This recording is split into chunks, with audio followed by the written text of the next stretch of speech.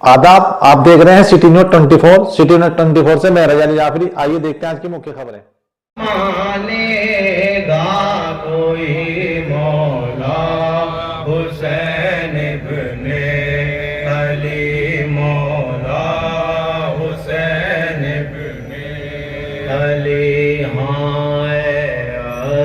आज़ादारो उठो, अब वक्त है आगे बढ़ो, अब्बास का लेकर अलम बढ़ते रहो, चलते रहो, पढ़ते हुए नादे अली, मौला हुसैन इब्ने अली, मौला हुसैन अली।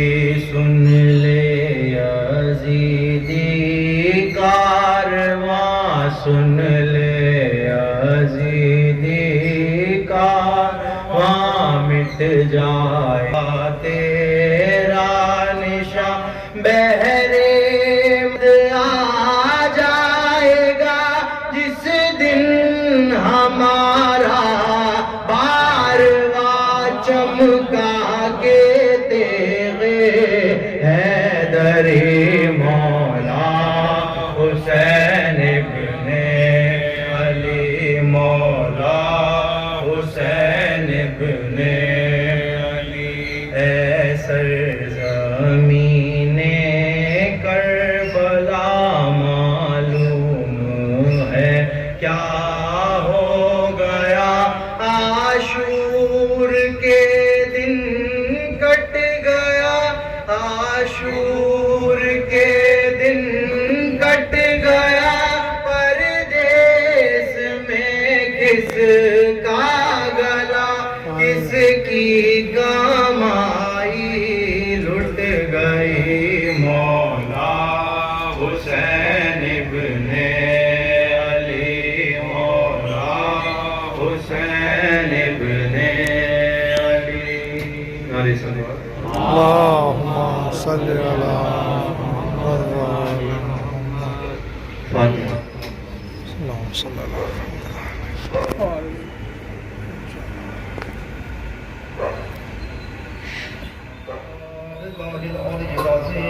أعوذ بالله من الشيطان الرجيم. بسم الله الرحمن الرحيم. الحمد لله رب العالمين، والصلاة والسلام على أشرف الأنبياء والمرسلين، خاتم النبيين ورحمة للعالمين، سيدنا وشفيعنا مولانا بالقاسم محمد. اللهم صل على محمد وآل محمد وآله الطيبين الطاهرين المعصومين المظلومين، ولعنة الله على أعدائهم أجمعين. أما بعد، فقد قال الله تعالى في القرآن الكريم قوله الحق. بسم الله الرحمن الرحيم. ألف لام ميم. ذلك الكتاب لا ريب فيه هدى للمتقين. صلوات الله. اللهم صل على محمد. حضرت محترم، اس مجلس اعضاء کے لیے جس ارشاد ربانی کا انتخاب کیا گیا ہے، خصوص سوچ سمجھ کے کیا گیا ہے، اس لیے کہ الحمدللہ ایسے مواقع حیات میں بہت کم ہوتے ہیں کہ جہاں امت کے تقریباً کئی طبقوں کے لوگ موجود ہوں اور وہ ایک جگہ محبت کے ساتھ بیٹھے ہوئے ہوں تو پیغام زیادہ لوگوں تک پہنچ جاتا ہے۔ یہ ارشاد ربانی الف لام میم، تو قبلہ اس کے معنی تو نہ ہم جانتے نہ آپ، تو حضرت مقطعات میں سے یہ تو اللہ جانتا ہے، یا جس پر نازل ہوا ہے وہ جانتا ہے۔ اس کے بعد کہا کہ ذالک الکتاب لا ریب فیہ، یہ کتاب جو ہے ہر قسم کے عیب سے، نقص سے، کجی سے پاک و پاکیزہ، قرآن جو ہے ہر قسم کے عیب سے پاک و پاکیزہ، اس کے اندر کوئی نقص نہیں ہے۔ ہدی للمتقین، یہ متقین کے لیے ہدایت ہے۔ یہاں سے ذرا سا ہم تفسیر میں جانے کی کوشش کریں گے۔ الحمدللہ خوشی ہے کہ مومنین کے ساتھ ساتھ مسلمین کے ساتھ ساتھ علماء کرام بھی موجود ہیں۔ مولانا یہ ارشاد ربانی اکثر پریشانی میں مبتلا کر دیتا، سمجھ نہیں پاتے اس کو کہ یہ ہدایت ہے متقین کے لیے، جبکہ قرآن کریم جب نازل ہوا تھا جو لوگ اس پر ایمان لا کر ہدایت کے چشمے سے سیراب ہو رہے تھے وہ اس سے پہلے تو متقی نہیں تھے، بت پرست تھے، چاند پرست تھے، شجر پرست تھے۔ اب پھر قرآن کہہ رہا ہے کہ یہ جو ہے ہدایت ہے متقین کے لیے۔ تو یہ متقین سے مراد کیا ہے؟ کہ وہ لوگ جو بت پرستی کرتے ہوئے بت پرستی کو چھوڑ کر اسلام میں داخل ہوئے تھے متقی تھے۔ متقی تو جب ہوئے جب اسلام میں داخل ہوئے، یا جو سورج یا چاند کی عبادت کر رہے تھے تو کیا متقی تھے؟ متقی تو جب ہوئے جب وہ اسلام میں داخل ہوئے، اس سے پہلے متقی تھے نہیں۔ یقیناً اگر علماء ربانی کا سہارا نہ ہو تو کلام الہی کو سمجھنا ناممکنات میں سے ہو جائے گا۔ اس آیت کریمہ کی تفسیر میں ہمارے بہت مشہور و معروف ایک جید عالم دین سید علی نقی نقطن صاحب رضی اللہ اس کی تفسیر کی ہے۔ فرماتے ہیں ایسی تفسیر کی ہے کہ میرا دعویٰ ہے کہ ایسی تفسیر کسی نے کی بھی نہیں ہوگی۔ کہا یہ متقین سے مراد وہ متقین نہیں جنہیں آپ اپنے دلوں میں لیے بیٹھے ہیں، یہاں متقی سے مراد وہ انسان ہے جسے فکر آخرت ہو، جس کو فکر آخرت ہو وہ متقی ہے۔ یعنی اگر ایک انسان یہ چاہتا ہے کہ میں ہدایت یافتہ بن جاؤں، یا ہم یہ کہیں ہندو صاحبان کی زبان میں موکش پراپت کر لوں، یا یہ چاہتا ہے کہ میری اخروی حیات کامیاب ہو جائے، تو آؤ قرآن اس کے لیے ہدایت ہے، قرآن کی تعلیمات کو قبول کر لو، یہ تمہارے لیے ہدایت ہے، دنیا بھی کامیاب ہو جائے گی، آخرت بھی کامیاب ہو جائے گی۔ صلی پڑے محمد والے ایک ایسے صاحب و شفاف تفسیر ہے قرآن کریم کی کہ جو بہت کم دیکھنے کو ملتے، جسے بھی فکر آخرت ہو، کوئی ہو، کسی مذہب سے ہو، کسی ملت سے ہو، قرآن اس کے لیے جو ہے وہ کتاب ہدایت ہے۔ سب سے بڑی پریشانی یہی ہے کہ ہم مسلمانوں نے کتابیں بہت پڑھی ہیں، بڑے بڑے دفاتر چھاپ دی ہیں، اگر نہیں پڑھا تو اس کتاب کو نہیں پڑھا جس کا خدا محافظ ہے کہ اس میں کوئی کمی نہیں ہے۔ آپ کہیں کہ پڑھا تو بہت ہے، حفاظ قرآن کی کوئی کم تعداد نہیں ہے۔ میں کہتا ہوں دنیا میں جس کتاب کو سب سے زیادہ پڑھا گیا اس کا نام ہے قرآن، اور جسے سب سے کم سمجھا گیا اس کا نام بھی ہے قرآن۔ قرآن ایک مظلوم کتاب ہے کیونکہ جس دور میں ہم جی رہے ہیں اس میں آپ روز دیکھتے ہوں گے کہیں قرآن جلایا جا رہا ہے، کہیں قرآن کے خلاف زہر اڑا جا رہا ہے، کہیں قرآن کے لیے جان دی جا رہی ہے۔ قرآن ایک ایسی کتاب ہے جو اس کی مخالفت کر رہا ہے، نہ اسے قرآن کے بارے میں پتا ہے، جو اس کی بغاوت کر رہا ہے نہ اسے قرآن کے بارے میں پتا ہے، کیونکہ ان دو دفتیوں کے بیچ میں کھول کے دیکھا ہی نہیں کہ لکھا ہوا کیا ہے۔ بس ہم اس لیے قرآن کو چاہ رہے ہیں کہ ہمارے بڑے قرآن کو کتاب اللہ مانتے تھے، اور وہ اس لیے دشمنی کر رہے ہیں کہ جیسا ان کو پڑھا دیا گیا وہ قرآن کے بارے میں وہ یقینہ کوئی نظریہ دیے بیٹھے ہیں۔ اب قرآن کریم کتاب مسلمان اپنے دین کو جہاں سے حاصل کرتا ہے کتنے ذرائع ہیں، ان سب ذرائع میں سب سے بہترین، سب سے افضل و اعلیٰ ذریعہ قرآن کریم ہے۔ قرآن کریم جس میں کوئی کمی نہیں ہے۔ اگر یہ مسلمان قرآن کو مضبوطی سے پکڑ لیتا اور پڑھنے کے ساتھ ساتھ اس کو سمجھ لیتا تو کبھی اس کے اندر فرقے نہ بنتے، اور آج بھی اگر فرقوں کی دیوار گرانا ہے تو قرآن سے وابستہ ہونا ہوگا۔ اسی لیے مولا متقیان حضرت علی ابن ابی طالب علیہ السلام مہدی العلماء کے خطبے کے اندر ارشاد فرماتے ہیں کہ قرآن وہ نصیحت کرنے والا ہے، وہ ناصح ہے جو کبھی جھوٹ نہیں بولتا۔ قرآن اندھیروں کے اندر نور کا مینار ہے، جب باطل تمہیں چاروں طرف سے گھیر لے تو قرآن سے متمسک ہو جانا، کیونکہ اہل قرآن کبھی بھی گمراہ نہیں ہوتے۔ پریشانی یہ ہے کہ ہم قرآن کی آیات کو بھی اپنے فرقے کے آئینے میں دیکھتے ہیں، جبکہ فرقے کو قرآن کے آئینے میں دیکھنا چاہیے کہ قرآن کریم جو کہاں لے جانا چاہ رہا ہے، قرآن کریم کا نظریہ کیا ہے۔ مثال کے طور پر آج آپ دیکھیں مسلمان کے سامنے سب سے بڑا چیلنج ہے، سب سے بڑا چیلنج مسلمان کے سامنے وہ کیا ہے؟ وہ یہ ہے کہ مسلمان جبکہ ایک نبی کی امت ہے، دین ایک ہے، جس سے آپ پوچھیں گے تیرا دین کیا ہے، کہے گا اسلام۔ دیوبندی کا دین اسلام، بریلوی کا دین اسلام، شیعہ کا دین اسلام، صوفی کا دین اسلام۔ یعنی جتنے مسلمان ہیں، جب آپ ان سے پوچھیں گے تمہارا دین کیا ہے، تو ہر مسلمان یہ کہے گا دین اسلام ہے۔ تو جب دین اسلام ہے، شریعت ایک ہے، ایک کتاب پر ایمان ہے، تو 73 چہرے کیوں ہیں؟ یہ 72 چہرے بتانے کہیں نہ کہیں قرآن کریم کو چھوڑا گیا ہے، مگر اس کے باوجود بھی امید کی ایک کرن چمک رہی ہے۔ وہ امید کی کرن کیا ہے؟ وہ امید کی کرن یہ میں اکثر کہا کرتا ہوں کہ اگر ہم روزانہ شکر کی نمازیں پڑھیں تو وہ بھی کم ہے۔ ہمارے یہاں اہل کتاب، جس کو قرآن کی زبان میں کہا گیا ہے، یہود و نصارہ، یہ دونوں کو اہل کتاب کہا گیا ہے۔ عیسائیوں کے پاس بائبل ہے، مگر عیسائی یہ دعویٰ کبھی نہیں کرتے کہ ہمارے ہاتھ میں وہ بائبل ہے جو جناب عیسیٰ لے کر آئے تھے۔ خود ان کے اندر اختلاف ہے، 15 یا 16 قسم کی بائبل ان کے یہاں پائی جاتی ہیں۔ یعنی ان کا یہ دعویٰ ہرگز نہیں ہے کہ جو بائبل ہمارے ہاتھوں میں ہے وہ وہی بائبل ہے جو عیسیٰ علیہ السلام کے پاس تھی۔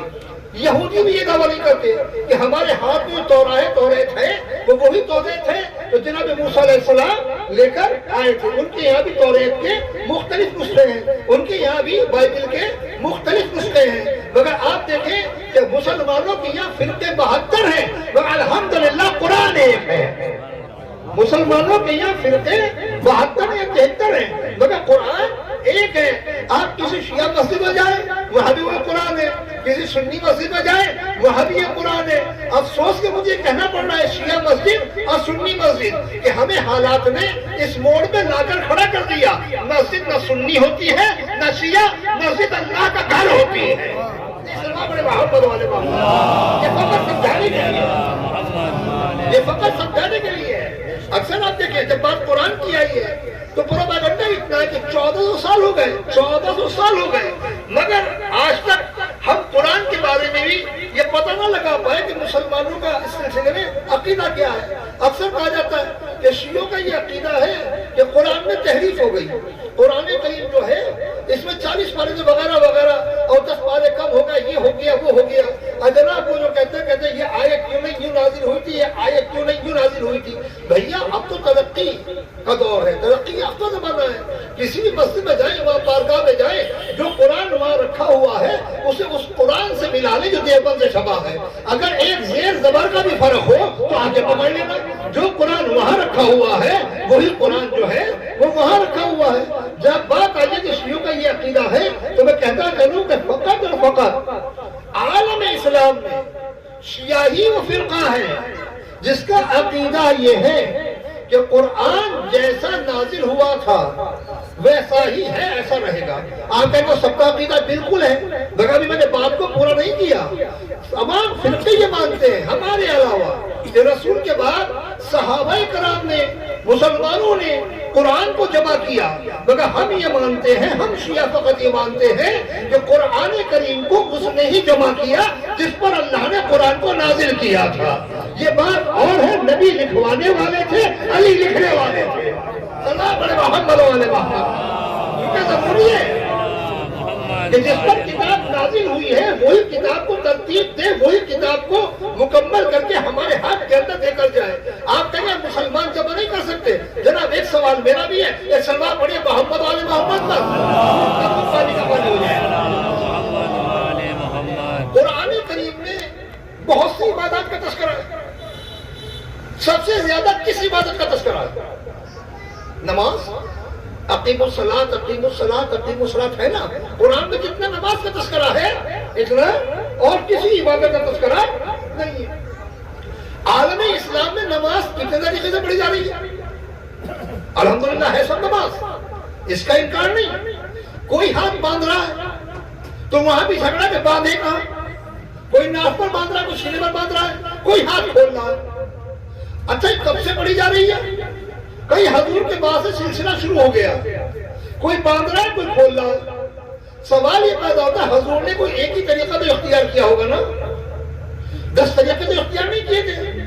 اچھا یہ بتائیے کہ حضور کم سے کم نماز مسلمانوں کے سامنے کتنے وقت پڑھتے تھے؟ ہر مسلمان کہتا 5 وقت تو ضرور. بھائی 5 وقت فجر، ظہر، عصر، مغرب، عشاء رسول اللہ جماعت سے نماز کراتے تھے.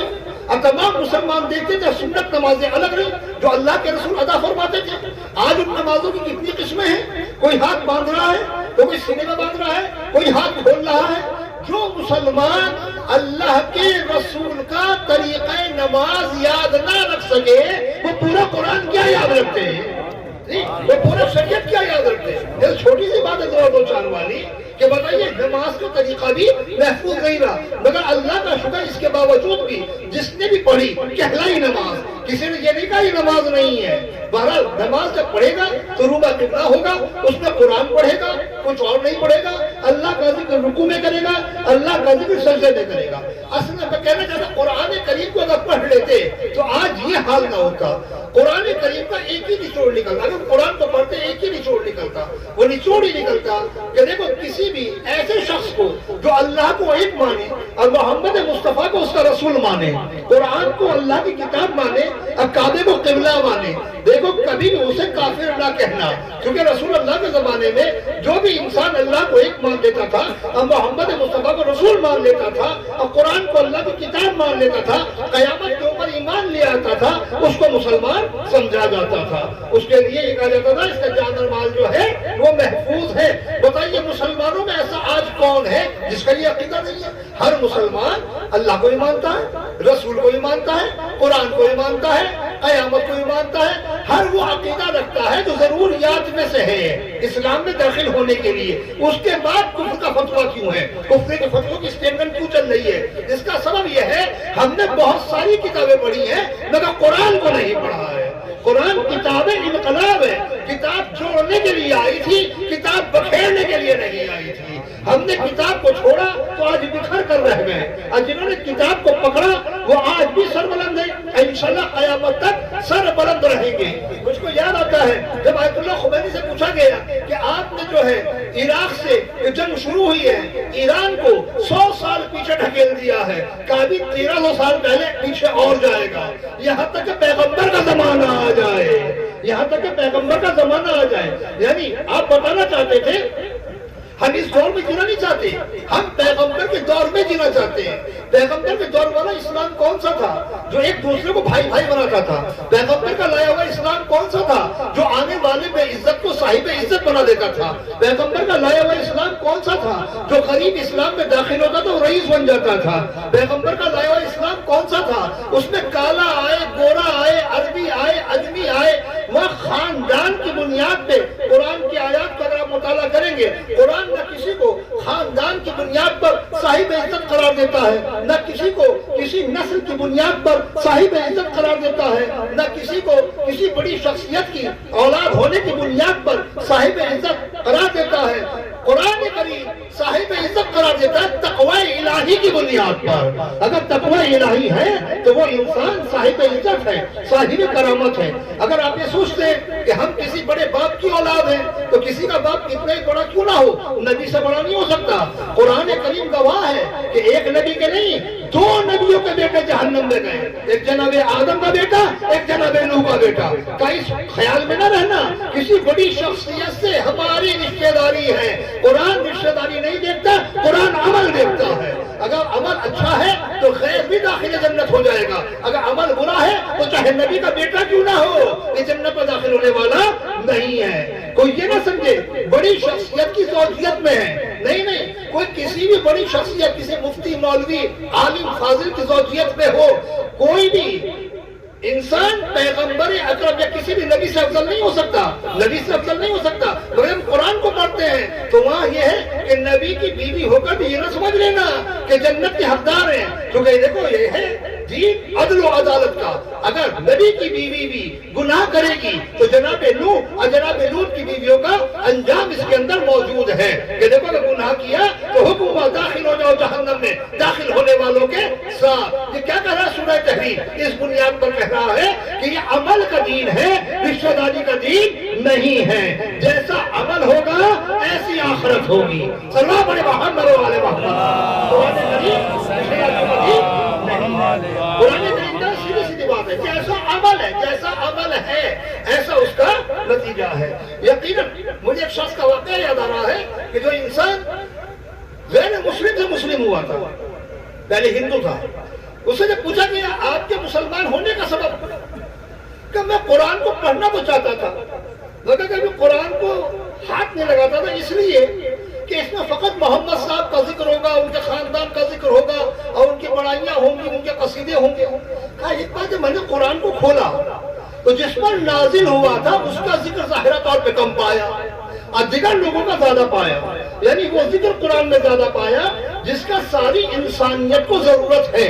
کبھی اسی چیز نے ثابت کر دیا کہ کتابیں بشر نہیں ہیں، کتابیں خالق ہیں. کیونکہ جو انسان خود کتاب لکھتا ہے اس میں اپنے آپ کو ہائی لائٹ کرتا ہے، اس میں ان چیزوں کو ہائی لائٹ کیا گیا ہے جو انسانیت کے لیے ضروری ہیں، جو انسانیت کو معراج کی منزل تک لے کر جاتی ہیں. تو یقیناً قرآن کریم وہ کتاب ہے جس کے اندر کوئی عیب نہیں ہے. ہمیں خود قرآن کریم کو پڑھنا چاہیے اور سمجھنا چاہیے، دیکھنا چاہیے قرآن کریم کے اندر کیا کیا ہے.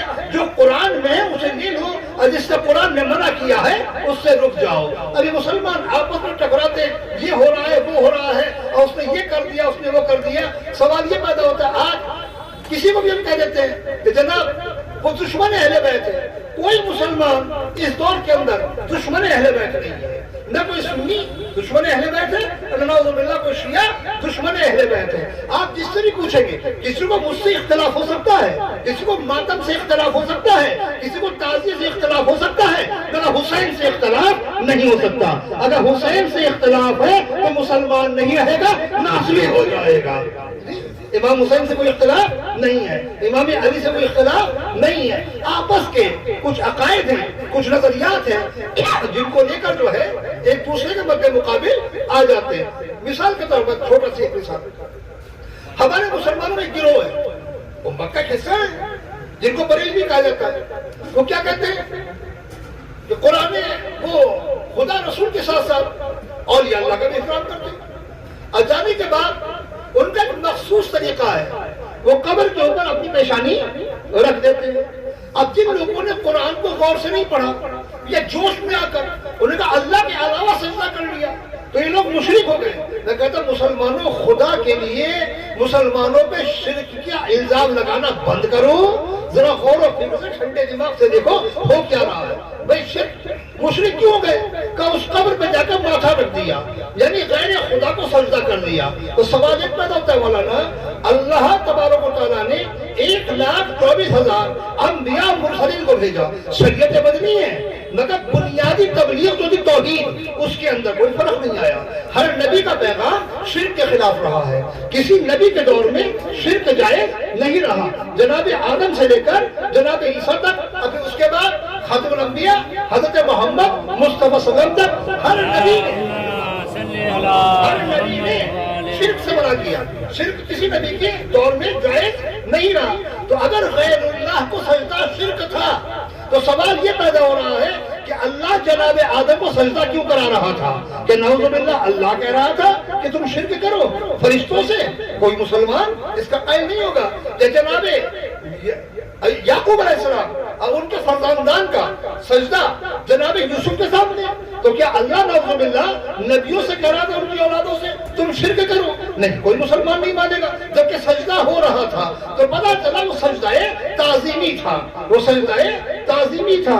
ان سے پوچھئے جو جا کے قبر میں ماتھا رکھ رہے ہیں، کیونکہ ہمارا کام تو ملانا ہے، جدا کرنا نہیں ہے. اے بھائی تم نے اس قبر پر ماتھا کیوں رکھا؟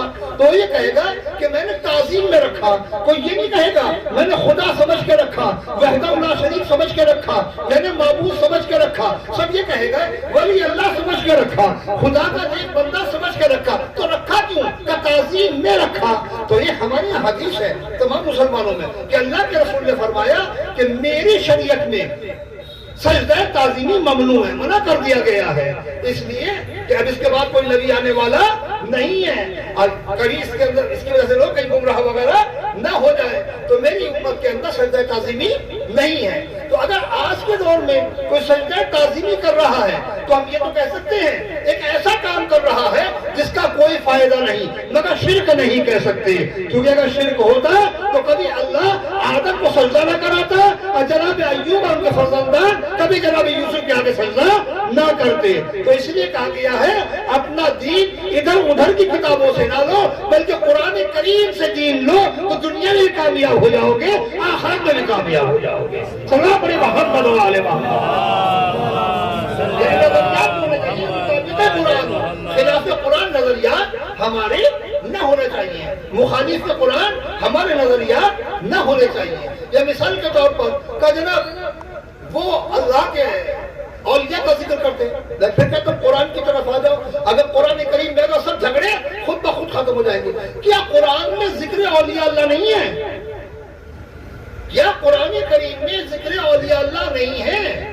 کیا انبیاء اللہ کے اولیاء نہیں ہیں؟ کیا صاحبان ایمان اللہ کے ولی نہیں ہیں، اللہ کے اولیاء نہیں ہیں؟ جب قرآن کے اندر اتنا سارا تذکرہ موجود ہے، سورہ قصص قصوں کا سورہ، اس میں انبیاء کے قصے ہیں، سورہ انبیاء کا تذکرہ ہے، پھر الگ الگ سورہ ابراہیم، سورہ مریم، سورہ محمد، سورہ نوح، یہ سورہ سب قرآن کریم کے اندر موجود ہے۔ کیا ہے اس میں ان کا تذکرہ ہی تو ہے۔ کیا سورہ بقرہ میں اللہ کے اولیاء کا تذکرہ نہیں ہے؟ کیا دیگر سوروں میں ان کا تذکرہ نہیں ہے؟ تو قرآن کے اوراق پر تذکرے کا ہونا بتا رہا ہے کہ ذکر اولیاء اللہ، اللہ والوں کا تذکرہ سیرت الہی ہے۔ اگر کوئی اس عمل کو انجام دے رہا ہے تو مطابق شریعت عمل کر رہا ہے، شریعت کے خلاف عمل نہیں کر رہا ہے۔ صلی اللہ علیہ محمد وآلہ محمد۔ قرآن میں تذکرے موجود ہیں، تو جب قرآن میں تذکرے موجود ہیں تو اس لیے پوری مجلس کو قرآن سے لے کے چلنا چاہ رہا ہوں۔ قرآن میں تذکرے موجود ہیں، تو جب قرآن میں تذکرہ ہے تو کہا جناب وہ دن معین کرنا، مہینہ معین کرنا، یہ روشنی جلانا، یہ کرنا، وہ کرنا، دیکھیں ایک عبادت تو وہ ہے جس کا طریقہ معین کیا گیا ہے۔ مثلا نماز سے پہلے ضروری ہے وضو ہو، نماز کے لیے ضروری ہے روبہ قبلہ ہو، نماز کے لیے ضروری ہے جگہ قاصد نہ ہو، نماز کے لیے ضروری ہے کہ غسل کیا ہوا لباس نہ ہو، نماز کے لیے ضروری ہے جس وضو کیا ہے جس پانی سے وہ غصبی نہ ہو، وہ غصبی نہ ہو، کوئی چیز غصبی نہ ہو، یہ ایک طریقہ کار بتا دیا گیا۔ اب اگر نماز قبلے کی طرف سے اس طرح ہو جائے نماز باطل، اگر نعوذ باللہ کوئی بغیر لباس کے نماز پڑھتا ہے تو نماز باطل، اگر نماز کے اندر کوئی دو سجدوں کی جگہ ایک کرتا ہے تو نماز باطل، اگر دو کی جگہ تین کرتا ہے تو نماز باطل۔ تو جتنا اللہ نے بتایا ہے نہ اس سے آگے بڑھنا ہے نہ اس سے پیچھے رہنا ہے، مگر کچھ عبادتیں ایسی ہیں کہ اس کے لیے کوئی طریقہ کار معین نہیں کیا۔ وَاذْكُرُوا اللَّهَ كَثِيرًا لَعَلَّكُمْ تُفْلِحُونَ، اور اللہ کو کثرت سے یاد کرتے رہو۔ تو یہ نہیں بتایا کیسے یاد کرنا ہے، بیٹھ کے کرنا ہے، کھڑے ہو کے کرنا ہے، لیٹ کے کرنا ہے، بس ذکر سیدھی سیدھی آیت نازل ہوئی ہے۔ آپ چاہے بیٹھ کر کریں تب ذکر خدا ہے، کھڑے ہو کر کریں تب ذکر خدا ہے، لیٹ کر کریں تب ذکر خدا ہے، جیسے کریں ذکر خدا ہے۔ اور جب اولیاء اللہ کا تذکرہ قرآن میں پایا جاتا ہے اور نماز کی طرح اس کا کوئی طریقہ معین نہیں ہوا، آپ تنہائی میں کریں تو اللہ کی مرضی ہے، آپ 10 بیٹھ کر کریں تب مطابق شریعت ہے، آپ اندھیرے میں کریں تب مطابق شریعت ہے، آپ اجالے میں کریں تو مطابق شریعت ہے، آپ کسی دن کو خاص کر لیں تو مطابق شریعت ہے، آپ خاص نہ کریں تب بھی مطابق شریعت ہے۔ جب بھی ذکر اولیاء اللہ ہوگا اللہ کی منشا کے مطابق ہی ہوگا۔ سلام محمد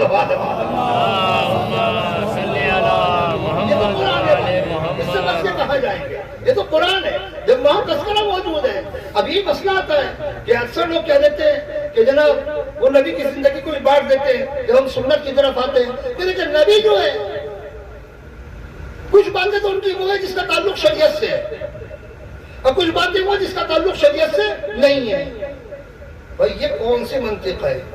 ہمارے یہاں تو نبی جو بستر پہ کہے وہ بھی شریعت، جو مسجد میں کہے وہ بھی شریعت، جو ممبر پہ کہے وہ بھی شریعت، جو میدان جنگ میں کہے وہ بھی شریعت، جو چار میں بیٹھ کر کہے وہ بھی شریعت، جو 4 لاکھ میں بیٹھ کر کہے وہ بھی شریعت، کیونکہ نبی اور نبوت کے اندر جدائی نہیں ہے۔ جو بھی نبی کی زبان سے نکل رہا ہے وہ شریعتی ہے، وہ حقی ہے۔ کہ نہیں جناب، نبی کی زندگی کے 2 پہلو ہیں، ایک تو وہ ہے جو مسجد و محراب سے کہے، جو ممبر سے کہے، اور ایک وہ ہے جو کہیں سڑک پر کہہ دے، کہیں میدان میں کہہ دے، تو اس کا تعلق جو ہے وہ شریعت سے نہیں ہے۔ نبی جانتے تھے کہ تیرے اقوال کو، تیرے اعلانات کو تقسیم کیا جائے گا، تو نبی نے ایسا انتظام بھی کیا جب فرمایا الحسن والحسین سیدی شباب اہل جنہ، یہ حسن و حسین جوانان جنت کے سردار ہیں، تو سڑک پر نہیں فرمایا، ممبر پہ جا کے فرمایا، یعنی اعلان کیا کہ اس کا تعلق یہ نہ سمجھنا ایک نانا ہے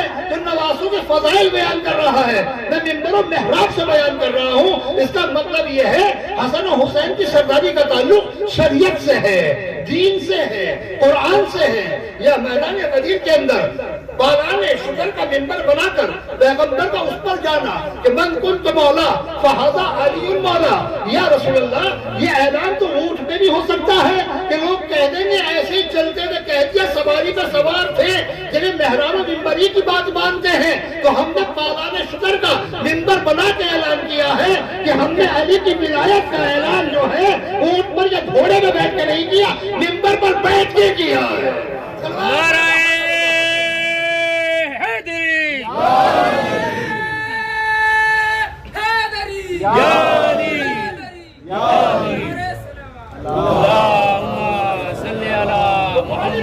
دیکھا جائے اپنی زبان کے اندر پڑھا جائے، قرآن کیا کہنا؟ قرآن ایک دوسرے سے قریب لانے کے لیے ہے، قرآن ایک دوسرے سے دور کرنے کے لیے نہیں ہے، قرآن ایک دوسرے سے دور کرنے کے لیے نہیں ہے۔ اب پروپیگنڈا بہت کچھ ہوتا ہے، مثال کے طور پر اچھا جہاں تک آواز جا رہی لوگ سمجھ جائیں، ہمارا کام آج بھی یہی ہے کہ ہمارا جو تعلق ہے سب مسلمان الحمدللہ دین لیتے ہیں، قرآن سے لیتے ہیں، حدیث سے لیتے ہیں، مگر ہم قرآن کی ترجمانی آل محمد سے چاہتے ہیں، اس لیے کہ حدیث ثقلین گواہ ہے کہ رسول اللہ نے 2 چیزیں چھوڑی ہیں، ایک کتاب، ایک اپنی اطرت، ایک اپنی اطرت۔ جو اطرت بتا دے گی اس معنی کو ہم فوقیت دیتے ہیں، اور یہ وجہ ہے کہ اطرت کے ذریعے ہم کو وہ اسلام ملا ہے کہ ہمیں کوئی قتل کیوں نہ کرے، اگر مسلمان ہیں ہم مسلمان کہتے ہیں، چاہے وہ ہمیں کافر کہے مگر ہم مسلمان کہتے ہیں۔ اللہ کا شکر ہمارے مرکز سے کسی مسلمان کے لیے کبھی کفر کا فتویٰ نہیں نکلا، اللہ کا لاکھ لاکھ شکر ہے۔ تو ہمیں پارا چنار میں کاٹا جا رہا ہے مگر ہم فلسطین کے اندر ساتھ دے رہے ہیں۔ ہم نے جتنی قربانیاں دی ہیں اتنی قربانیاں الحمدللہ کسی نے نہیں دی ہیں۔ ابراہیم رئیسی اسی کا شکار ہو گئے، جناب قاسم سلیمانی اسی کا شکار ہو گئے، خود آپ دیکھیں سیریا کے اندر کتنے کمانڈر تھے جو اسی کا شکار ہو گئے۔ لوگ کہتے ہیں کہ ان کو شیعوں کو ایجاد کرنے والے یہودی ہیں، ان کو بنانے والے یہودی ہیں۔ میں دستہ بستہ کہوں گا کہ آپ اس وقت کسی کتاب کے محتاج نہیں ہیں، آپ تمام خبروں پر نظر ڈالیں، میڈیا پر نظر ڈالیں، یہودیوں کو مٹانے کے لیے کون کھڑا ہے اور یہودیوں کو بچانے کے لیے کون کھڑا ہے۔ سلام علی محمد و آل محمد۔ یہودیوں کو مٹانے کے لیے کون کھڑا ہے اور یہودیوں کو بچانے کے لیے کون کھڑا ہوا ہے۔ ٹماٹر اور مکھن کون سا ملک ہے جو اسرائیل کو دے رہا ہے؟ ہمیں بتائیے، جب فلسطین کے بچے پانی کو تڑپ رہے ہیں وہ کون سا ملک ہے جس کے اندر اس وقت رقاصہ رقص کر رہی ہے اور وہاں کے حاکم رقص دیکھنے کے اندر مشغول ہیں؟ عزیزان محترم ہم کو بتائیے کہ جس وقت جو ہے ایران کی طرف سے کوئی میزائل جاتی ہے تو کون سا ملک ہے جو اسے ناکارہ کر رہا ہے؟ برٹن آ کے نہیں کر رہا ہے، یورپ کے ملک آ کے نہیں کر رہے ہیں، وہی کر رہے ہیں جو اپنے آپ کو مسلمان کہتے ہیں۔ عزیزوں مسلمان ہر جگہ کا ہمدرد ہے، حاکم منافق بنے بیٹھے ہیں۔ اور یہ کہا جاتا ہے ایران کچھ نہیں کر رہا، ایران کچھ نہیں کر رہا۔ ایران کو سب سے پہلے ڈر اپنے پڑوسیوں کا ہے، اگر یہ صحیح مسلمان بن جائے تو اسرائیل ایک دن کے اندر نیست و نابود ہو جائے۔ بچانے والی ہے، بچانے والے ایک دن کے اندر اسرائیل جو ہے وہ نیست و نابود ہو جائے۔ آپ دیکھیں مدد کون کر رہا ہے؟ اچھا اس کی ایک وجہ بھی ہے، یہ ایرانی مدد کیوں کر رہا ہے؟ جب بات آگے تو کہتے ہیں آگے کیوں نہیں کر رہے؟ ہم جب سعودی پر نظر ڈالتے ہیں، وہاں کا جو کنگ ہے سلمان، اس کی ماں کون ہے؟ یہودی۔ बीवी कौन? यहूदी। जितनों का सिलसिला पढ़ेंगे, किसी की माँ यहूदी, किसी की दादी यहूदी, किसी की परदादी यहूदी, यानी इनका जो खून है वो मिक्सचर है, मुसलमान और यहूदी। अब वहाँ अय्याशी का अड्डा जो खुला हुआ है, इसलिए भी यहूदियों की मोहब्बत है, इजराइल की मोहब्बत है। अच्छा, आयतुल्लाह खामनई जो है ये सामने क्यों है? अल्हम्दुलिल्लाह, माँ मोमेना, दादी मोमेना, परदादी मोमेना, सकरदादी मोमेना। ना बाप की तरफ से गलत खून, ना माँ की तरफ से गलत खून, इसलिए मर्द मुजाहिद है। सल्लल्लाहु अलैहि वसल्लम। ये सारे मामला आपके सामने है। क्या है कि शजरे को पाकीज़ा रखना, खून को पाकीज़ा रखना, तो ये वजह है। अब ये कहना कि जनाब वो इस्माइल हानिया को जो है वो ईरान ने मरवा दिया, भाई ये फैसला आप नहीं करेंगे या हम नहीं करेंगे, ये फैसला इस्माइल हानिया साहब मरहूम के फर्जंद करेंगे। उनका बेटे से पूछो ना किसने मरवाया है, उनकी बेटी से पूछो ना किसने मरवाया है, हमास वालों से पूछो ना किसने मरवाया है, फिलिस्तीन वालों से पूछो ना किसने मरवाया है। जिनका मामला है वो कह रहे हैं ईरान के साथ, ईरान हमारे साथ, हम अपनी तरफ से बैठे कह रहे हैं उसने मरवाया है और उसने मरवाया है। अजीजों, किसी ने नहीं मरवाया, हमारे इख्तलाफात ने मरवाया है, हमारे इख्तलाफात ने मरवाया है। ऐ काश वो मजहब मसलक कुछ भी होता, फिरके बट गए होते मगर कुफ्र के फतवे ना लगते, एक दूसरे से दुश्मनी ना होती, तो आज मुसलमानों का वो हाल ना होता जो हो रहा है। आज के जो हालात हैं वो इसी तरह है कि इन्हें मारने के लिए किसी दूसरे की जरूरत नहीं है, इनके अंदर खुद लड़ाई करा दो, क्योंकि भैंस खा खा के इनका दिमाग जो है वो भैंस वाला हो चुका है कि लड़ने मरने के लिए हर वक्त मैदान के अंदर हाजिर हैं। अगर ये वहां से दीन ले लेते जहां से लेना सबसे मुनासिब था तो आज सरबलंद होते। आप देखें आज हमास सरबलंद क्यों है? आपने मुहर्रम में देखा होगा एक जवान, जब क्या अहले सुन्नत है, खुदा की रहमत है उसके ऊपर, जब वो इजराइल से टक्कर लेने के लिए जा रहा है तो उसकी जबान पे एक ही कलमा है, हम लड़ने जा रहे हैं किससे? यहूदियों से, दुश्मनों से, गासिबों से। ये दर्द हमको दिया है हुसैन इब्ने अली ने, ये करबला से रोशनी मिली है जो आज हम दुश्मन के मुकाबले के ऊपर जा रहे हैं। ये हसन रसूलुल्लाह ने कहा था कि हमने ब्रेन को इतना वॉश किया है, घर वहाबी का है, अलग हुसैन अलैहिस्सलाम का है। सल्लल्लाहु अलैहि मोहम्मद वाले गरीब लोग है, वो सब अहले सुन्नत है, मगर उन्होंने इमाम हुसैन अलैहिस्सलाम से दर्स लिया। और इमाम हुसैन का दर्स यही था, आपने सुन्नी और शिया कह के आवाज नहीं दी थी, आपने देवबंदी बरेलवी कह के आवाज नहीं दी थी, आपने सूफी कह के आवाज नहीं दी थी, इमाम की एक ही आवाज थी, ऐ मेरे जद की उम्मत, क्या तुम नहीं देखते हक पे अमल नहीं हो रहा, हक को पशकुश डाल दिया गया है, बातिल का परचम बुलंद किया जा रहा है। ऐसे में बैठे रहना हराम है। इसने कहा, इमाम ने कहा, तो इमाम ने सबसे अगर आज सब मुसलमान बातिल के खिलाफ खड़ा हो जाए, बातिल के खिलाफ खड़ा हो जाए, नक्सल कहता हूँ ये झगड़े अपनी जगह निपट जाएंगे या ना भी निपटे। वो हाथ बांध रहा है नमाज पढ़ रहा है, वो हाथ खोल रहा है नमाज पढ़ रहा है, उसे ये खबर पहुंची अल्लाह के रसूल हाथ बांधते थे, वो हाथ बांध रहा है, इसे ये खबर पहुंची अल्लाह के रसूल हाथ खोलते थे, वो हाथ खोल रहा है। अल्लाह का शुक्र रक्तों में झगड़ा नहीं है, सजदों में झगड़ा नहीं है, मगरिब की 3 रकत पढ़ेगा, इशा की 4 रकत पढ़ेगा, फिरका चाहे कौन सा हो हर रकत में 2 ही सजदे करेगा, 3 नहीं करेगा, किबले की तरफ नमाज पढ़ेगा, गंगा जमुना की तरफ नमाज नहीं पढ़ेगा। मगर कम से कम ये चीजें तो मिटा दी जाए जो सबके नजदीक बुरी हैं, कम से कम मुसलमानों के दरमियान से जिहालत को दूर कर दिया जाए, ये सबका मसला है। जनाब बेअदबी को दूर कर दिया जाए, ये सबका मसला है। जुआ को दूर कर दिया जाए, ये सबका मसला है। जनाब स्कूल कायम किए जाए, ये सबका मसला है। हॉस्पिटल कायम किए जाए, ये सबका मसला है। अभी कुछ दिन पहले कर्नाटक में आवाज उठी हिजाब को खत्म किया जाए, हिजाब के साथ अब स्कूल में नहीं आ सकते। ये रोते फिर रहे थे, हाय बच्चों की तालीम का क्या होगा, बच्चों की तालीम का क्या होगा।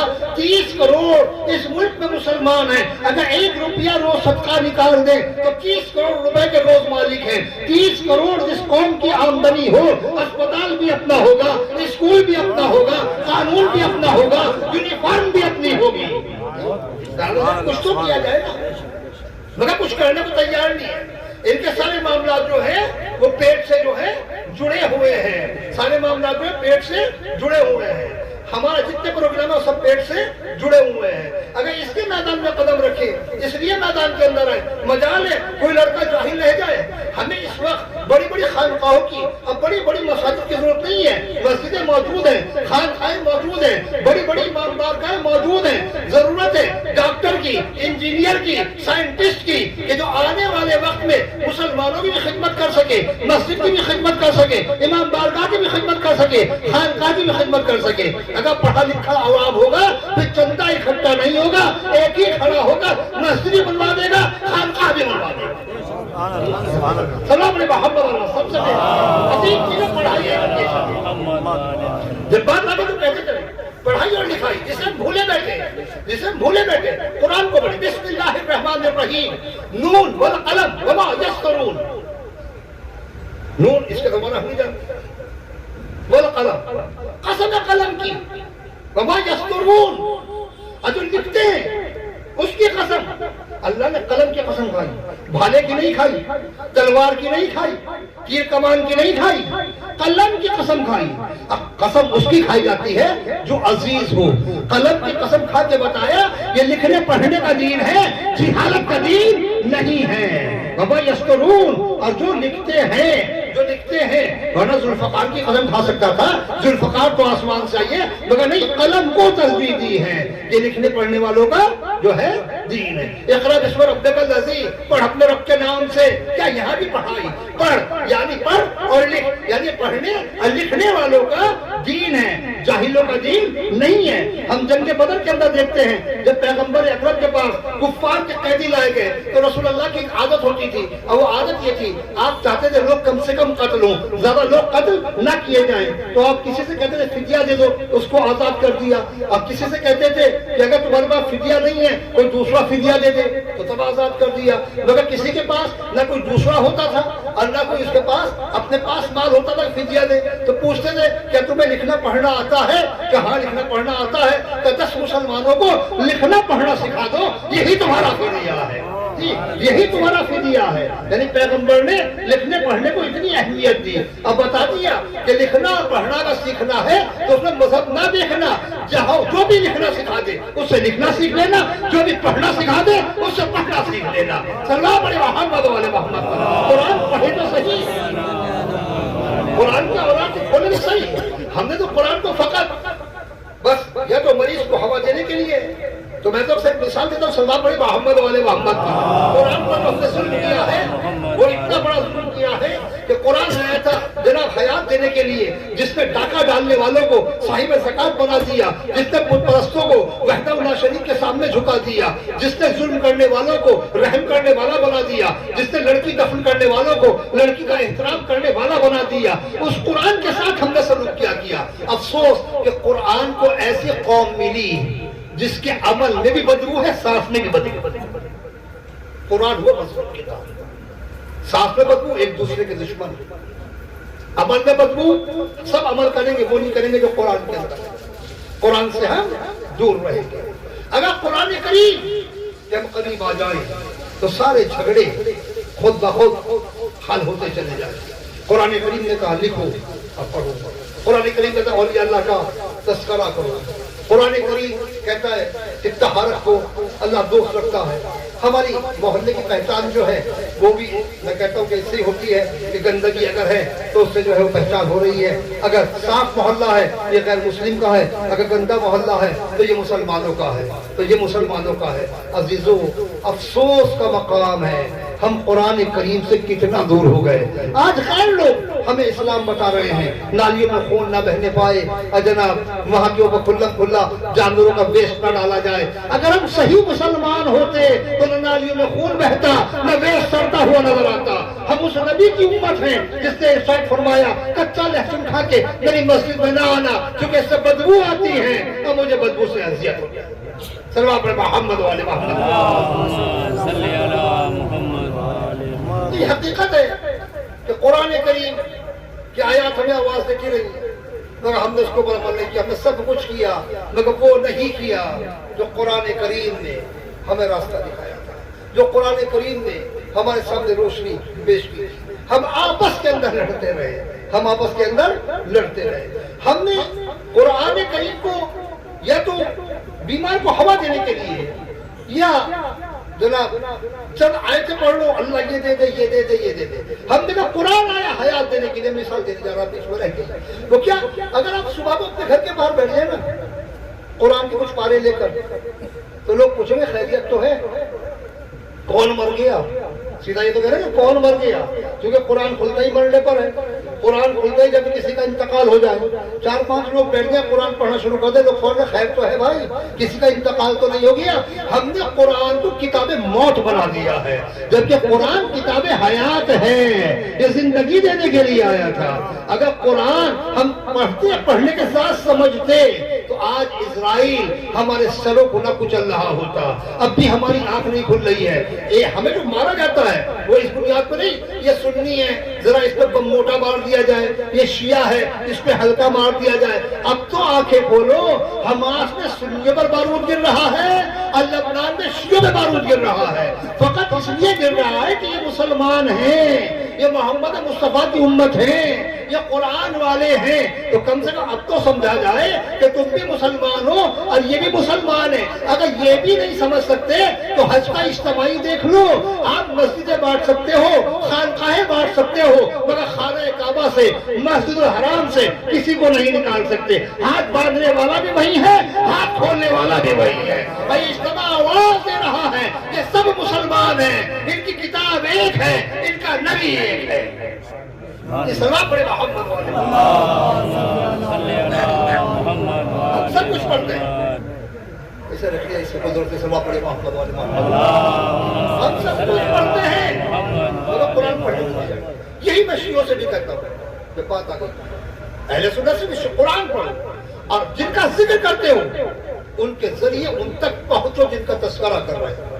حسین علیہ السلام کو ماننا کمال نہیں ہے, ماننے کے ساتھ پہچاننا کمال ہے.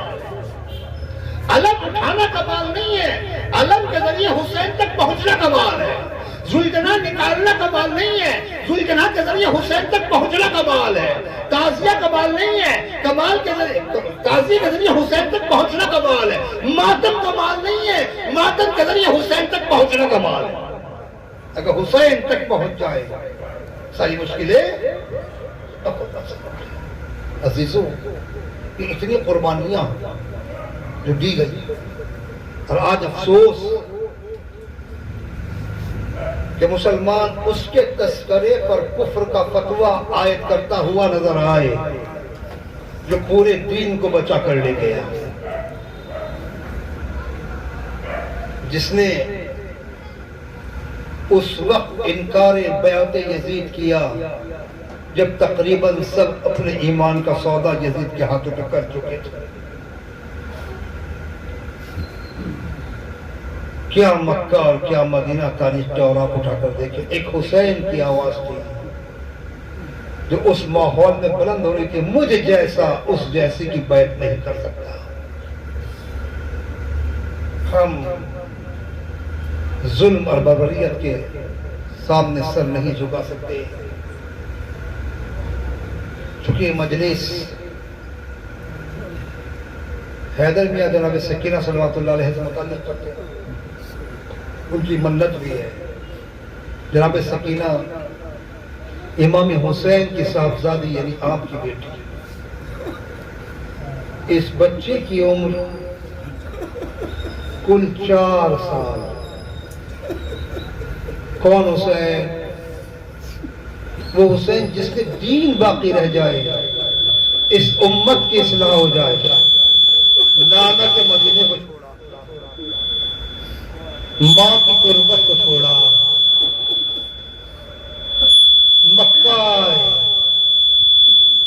مکہ میں امان نہ ملی, کوفہ کا رخ کیا. کہہ دینا آسان ہے, کتنی منزلیں طے کی ہیں جب 2 محرم کو والد کربلا ہوئے ہیں. یہ بھی کہہ دینا آسان ہے, روز عاشورہ جنگ ہوئی, لاشیں اٹھائی. قریب جا کے دیکھیں, حسین سے پوچھیں اس قمر کا کیا حال ہوگا جس نے صبح سے اتنے لاشیں اٹھائے ہوں گے. اس زبا کا کیا حال ہوگا جو 3 دن سے پانی سے نہ آشنا تھی، ان آنکھوں کا کیا حال ہوگا جن میں کربلا کی تپتی ہوئی ریت اڑ کے گر رہی تھی؟ ان زخموں کے کرب کا، جلن کا، سوزش کا کیا عالم ہوگا؟ جب زخم ہوتا ہے نا تو اس میں ٹھنڈا پانی یا برف وغیرہ رکھا جاتا ہے، مگر ہائے فرزند رسول کے زخم جن میں کربلا کی گرم ریت اڑ کر گر رہی تھی۔ اور اس کے بعد سب سے بڑی فکر انسان ہوتی میرے بعد بچوں کا کیا ہوگا؟ مگر حسین کا یہ پہلو بھی پرسکون نہ تھا۔ جانتے تھے بچوں کو وہ دلاسا نہیں دے گا، انہیں تماچے مارے جائیں گے، ان بہنوں کو کوئی پرسا نہیں دے گا، ان کی ردائیں چھینی جائیں گی، نبی کی نواسیوں کو اونٹوں پر ننگے سر بٹھا کر کوچہ و بازار کے اندر گھمایا جائے گا۔ عزیزو، آج اسی بچی کا تذکرہ کرنا ہے حسین کو، جس سے اپنے بچوں میں بہت زیادہ الفت تھی، جس کا نام تھا سکینہ۔ اس بچی کا سن 4 سال اور حسین کے سینے پر سوتی تھی۔ شیخ مطالعی بہت بڑے محقق گزرے ہیں، کہتے ہیں اس بچی کے علم و معرفت کا یہ عالم تھا کہ جب خالی گھوڑا امام حسین کا خیال کی جانب آیا ہے تو اس بچی نے فی البدیہہ ایک مرثیہ کہا ہے، اسی وقت ایک مرثیہ کہا ہے جبکہ عمر 4 سال کی تھی۔ اس کا ایک شعر یہ بھی ہے کہ اے زنجنا، یہ بتا کہ ان لوگوں نے جنہوں نے میرے بابا کو قتل کیا ہے، قتل سے پہلے پانی پلایا تھا یا پیاسا گلا کاٹ دیا؟ آج بھی تاریخ کے اندر موجود کون سکینہ؟ وہ سکینہ کہ 3 دن سے پانی نہیں تھا، تو اس بچی نے بھی کربلا کی جلتی ہوئی ریت پر تیمم کر کے نماز ادا کی۔ اس بچی کے بارے میں باقاعدہ ملتا ہے کہ اس پر ظلم و ستم کا نشانہ اس کو اس لیے بھی بنایا گیا چونکہ ظالم جانتا تھا کہ حسین علیہ السلام اس بچی سے زیادہ محبت کرتے ہیں، اس لیے اس بچی کے کانوں سے جو گہوارے تھے، وہ جو گوشوارے تھے، ان گوشواروں کو اتارا نہیں گیا بلکہ کھینچا گیا، جس سے بچی کے کانوں کے لوے پھٹ گئے اور اس بچی کا لہو اس کے پیراہن، اس کے کرتے کے اوپر بہہ رہا ہے۔ یہ بچی، اس کے بہت سارے مسائل ملتے ہیں کہ تاریخ بتاتی ہمیں، ابن مسلم کہتا ہے میں نے دیکھا روز عاشوراء عصر کے وقت جب حسین قتل ہو گئے، خیموں کو جلایا جا رہا تھا، تو ایک بچی جس کے دامن میں آگ لگی ہوئی تھی وہ ایک سمت کی طرف دوڑی جاتی تھی اور جب ہوا چلتی تھی تو آگ بھڑکتی تھی۔ کہتا ہے میں قریب آیا تو اس بچی نے کہا مجھے ہاتھ نہ لگانا چونکہ میں سیدانی ہوں۔ کہتا مجھے رحم آیا مگر میں نے اس کپڑے سے آگ بجھا دی، کرتے سے آگ بجھا دی۔ کہا بیٹا ادھر کہاں جا رہے ہو؟ کہا میں نے سنا ہے اس سمت میں ایک شہر ہے، ایک جگہ ہے جس کا نام نجف ہے، وہاں میرے دادا علی کی قبر ہے، میں وہاں فریاد کرنے جا رہی ہوں کہ اے دادا جہاں میرے بابا کو قتل کر دیا گیا، چچا جہاد قلم کر دیے گئے، دیکھو لشکر ہمارے خیموں کے اندر داخل ہو گیا ہے۔ عزیزو، اس کے بعد تاریخ بتاتی ہے کہ یہی بچی ہے کہ رات کا سناٹا ہے اور روز عاشوراء گزر چکا ہے، شام غریبہ ہے کہ جنگل میں جا کے آواز دیتی ہے بابا ہمارے خیمے جل گئے، تو نشیب سے باپ آواز دیتا بیٹی آ جا، تیرا باپ اس نشیب کے اندر ہے۔ تاریخ نے یہ منظر کے دیکھا ہے۔ عزیزو، یہ بچی ہے کہ تاریخ خاموش ہے، نہیں پتا اس کو پانی کب ملا، کس نے اس کو پانی دیا۔ ہم نے تو یہ دیکھا اونٹ پر اس بچی کو تنہا باندھا گیا، جب اونٹ چلتا تھا تو اس بچی کی کمر چھلتی تھی، عزیزو یاد نہیں چاہتا ہے کہ مسائل پڑھتی ہے جائے کہ جب کوفے میں پہنچے تو اس بچی کو اونٹ کی پشت سے باندھا ہوا تھا اور آگے آگے نیزوں پہ سر جا رہے تھے اور بیویاں اونٹوں کے اوپر تھی اور یہ بچی اونٹ پر چڑھا رہی تھی۔ تو ایک خاتون اپنی ملکہ کے پاس جاتی ہے کیونکہ خود کنیز تھی، اب ملکہ سے جا کے کہتی ہے اے مالکہ میں نے ایسے قیدی دیکھے ہیں، اس سے پہلے کبھی ایسے قیدی نہیں دیکھے، وہ اونٹوں پہ سوار کچھ بیویاں ہیں، آگے آگے نیزوں پہ کچھ سر ہے، اور ایک بچی ہے جس کو اونٹ کی کمر سے باندھا گیا ہے۔ وہ بچی الاتش الاتش کی صدا بلند کرتی ہے، اس کی جان گویا لبوں پر ہے، کہا کام کر اس کے لیے پانی لے جا، کہا نہیں آپ بھی چلیں، کہا میں نہیں جاؤں گی، کہا تو کیوں نہیں جاتی؟ اے بلنا باہر تو نکلو، کہا نہیں جب میں کوفے میں شہزادی زینب کے پاس جاتی تھی تو کہا کرتی تھی ام حبیبہ کوفے میں سب کچھ دیکھنا مگر کبھی قیدیوں کا تماشا نہ دیکھنا، کبھی قیدیوں کا تماشا نہ دیکھنا، ہو سکتا ہے وہ قیدی کوئی اور ہو، اس نے مجبور کیا۔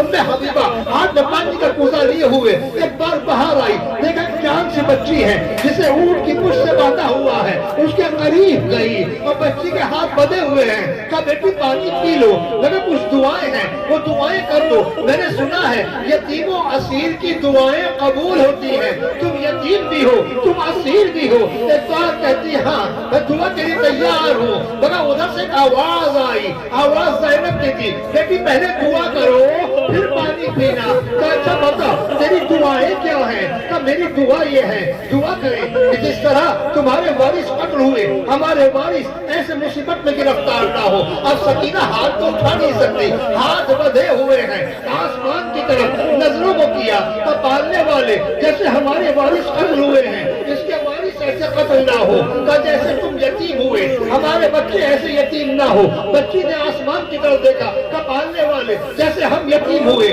اس کے بچے ایسے یتیم نہ ہو۔ یہ بہت ساری دعائیں کرا چکی تو ایک بات کہتی ہے دیکھیے ایک دعا ہے آخری دعا ہے، تو دعا کیا ہے؟ کہ دعا کرو مدینے میں میرا آقا حسین خیریت سے ہو، کہ آقا حسین مدینہ۔ یہ چیزیں سکینہ کے کانوں سے ٹکرانے لگی اور ایک بار سکینہ نے کہا اٹھی اللہ یہ مدینہ اور حسین۔ زینب نے فوراً کہا اے بی بی میرے اونٹ کے قریب آ، کون سا مدینہ کون حسین؟ کہا ایک ہی تو مدینہ ہے، عرب میں ایک ہی تو مدینہ ہے، ارے ایک ہی تو حسین ہے، نبی کا نواسہ حسین ہے، نبی کا نواسہ حسین ہے اور اس کی بہن زینب ہے، کیونکہ اس نے کہا تھا میری شہزادی زینب خیریت سے ہو۔ تو اچھا ایک بات بتا مجھے زینب سے محبت ہے حسین سے محبت ہے؟ کہا بالکل محبت ہے۔ کہا اگر حسین اس جگہ آ جائے یا زینب اس جگہ آ جائے تو پہچانے گی؟ کہا بیوی استغفار کر، کہاں شرابیوں کا مجمع، کہاں نبی کی نواسی، ارے کہاں بے دینوں کا ہجوم، کہاں علی کی بیٹی۔ ایک بار زینب نے اپنے چہرے سے بالوں کو ہٹایا اور بالوں کو ہٹانے کے بعد ام حبیبہ کو غور سے دیکھا، کہا ام حبیبہ میں پہچان گئی ہوں مگر تم نہیں پہچانی، میں ہی زینب ہوں۔ ایک بار ام حبیبہ نے دیکھا، کہا بی بی ارے اونٹ کی پوچھ اور آپ نے کیسا، میرا آقا عباس کہاں ہے؟ کہا وہ آگے گھوڑے کی گردن میں تیرے آقا عباس کا سر لٹکا ہوا ہے۔ کہا میرا مولا حسین کہاں ہے؟ کہا وہ نیزے کے اوپر حسین کا سر ہے۔ اب زینب مدینے میں نہیں رہتی، آگے آگے بھائی کا سر نیزے میں گھمایا جاتا ہے، پیچھے پیچھے زینب ننگے سر۔ یہ بچی کوئی آنکھ بچی ہے، تیرے آقا حسین کی بیٹی ہے۔ سر پیٹا ام حبیبہ نے، یا اللہ یہ کیا انقلاب ہے، ارے نبی کی عزت نبی کی نواسیات ان شرابیوں کے مجمع۔ انا للہ و انا الیہ راجعون۔ اللہم لم قتلت الحسین یا اللہ یا اللہ یا اللہ یا اللہ یا اللہ یا اللہ یا اللہ یا اللہ یا اللہ یا اللہ۔ ماننے والے تو محمد والے محمد کا واسطہ ہماری قریب میں قبول فرما، گناہان کبیرہ و صغیرہ کو معاف فرما۔ پالنے والے جہاں جہاں مومن مولا تمام ہیں سب کی جان کی مال کی عزت و آبرو کی حفاظت فرما، اس گھر پر اپنی رحمتوں کا نزول فرما، دشمنوں کے شر سے بچا۔ پالنے والے ہماری صفوں میں اتحاد قائم فرما، پالنے والے تجھے محمد و آل محمد کا واسطہ بیماروں کو شفاء کلی عطا فرما، مرحومین کی مغفرت فرما۔ پالنے والی تمام حاضرین مجلس کے لیے اس مجلس کو دنیا اور آخرت میں بہترین ذخیرہ قرار دے۔ پالنے والے تجھے محمد و آل محمد کا واسطہ مقامات مقدسہ کی حفاظت فرما، مظلوم فلسطینیوں پر رحم فرما۔ پالنے والے اسرائیل کو اس کے اتحادیوں کو نیست و نابود فرما، مسجد اقصیٰ کو یہودیوں کے ناپاک ہاتھوں سے نجات دے گا۔ پالنے والے تجھے محمد و آل محمد کا واسطہ اس امت کی صفوں میں اتحاد قائم فرما، ایک دوسرے کی دشمنی کو ختم فرما۔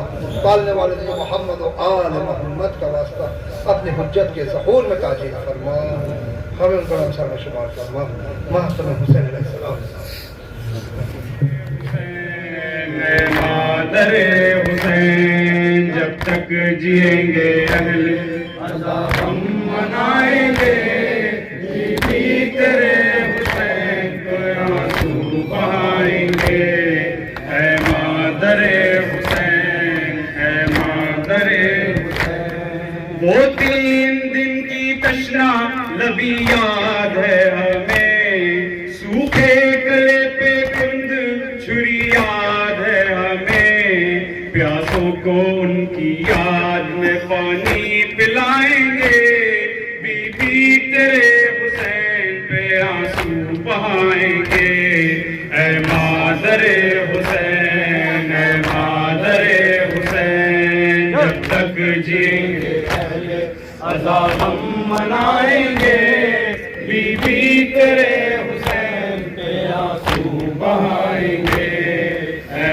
مادر حسین اے مادر حسین سب کچھ نثار کر کے اسی غم کے واسطے اولاد بیچ دیں گے محرم کے واسطے مظلوم کربلا کی صف غم بچھائیں گے بی بی تیرے حسین پہ آنسو بہائیں گے اے مادر حسین اے مادر حسین جب تک جئیں گے اہل عزا غم منائیں گے بی بی تیرے حسین پہ آنسو بہائیں گے اے مادر حسین اے مادر حسین صورت نہیں ہے آج کوئی دل کے چین کی رکھتے ہیں اپنے ساتھ نشانی حسین کی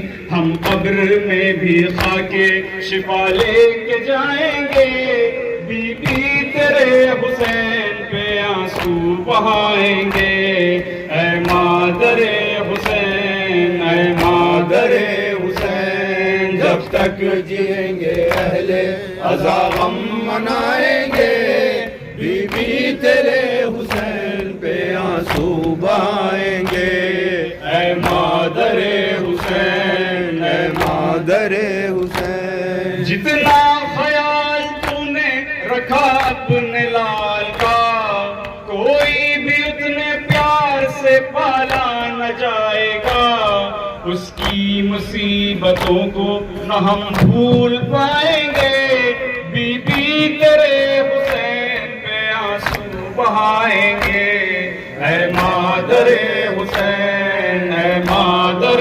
حسین جب تک جئیں گے اہل عزا ہم منائیں گے بی بی تیرے حسین پہ آنسو بہائیں گے اے مادر حسین اے مادر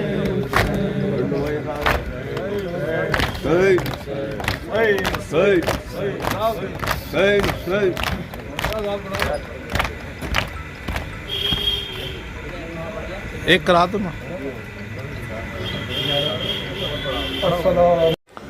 दिन भर की ताजा खबर देखने के लिए हमारे चैनल को लाइक करें, सब्सक्राइब करें, बेल आइकन को प्रेस करें।